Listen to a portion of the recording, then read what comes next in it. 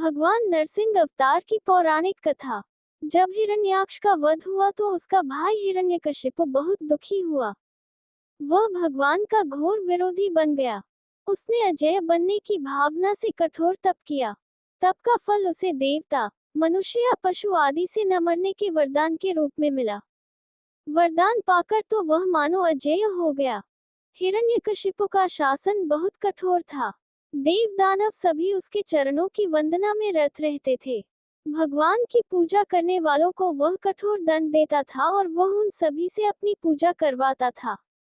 उसके शासन से सब लोक और लोकपाल घबरा गए। कहीं और कोई सहारा न पाकर वे भगवान की प्रार्थना करने लगे।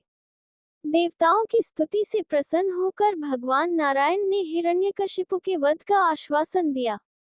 उधर दैत्यराज का अत्याचार दिनों दिन बढ़ता ही जा रहा था। यहाँ तक कि वह अपने ही पुत्र प्रहलाद को भगवान का नाम लेने के कारण तरह तरह का कष्ट देने लगा। प्रहलाद बचपन से ही खेल कूद छोड़कर भगवान के ध्यान में तन्मय हो जाया करता था। वह भगवान का परम भक्त था।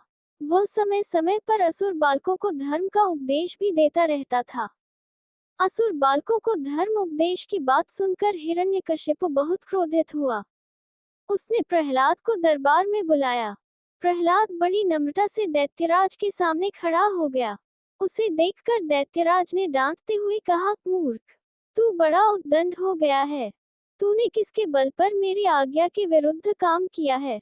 इस पर प्रहलाद ने कहा, पिताजी, ब्रह्मा से लेकर तिनके तक सब छोटे बड़े चर अचर जीवों को भगवान ने ही अपने वश में कर रखा है।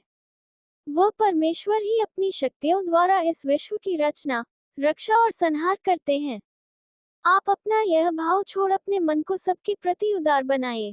प्रहलाद की बात को सुनकर हिरण्यकशिपु का शरीर क्रोध के मारे थर थर कांपने लगा।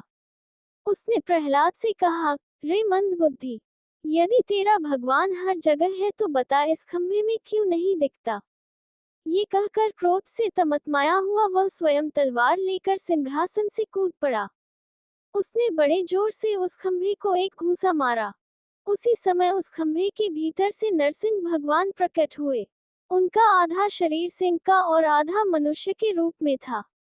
क्षण मात्र में ही नरसिंह भगवान ने हिरण्यकशिपु को अपने जांघों पर लेते हुए उसके सीने को अपने नाखूनों से फाड़ दिया और उसकी जीवन लीला समाप्त कर अपने प्रिय भक्त प्रहलाद की रक्षा की।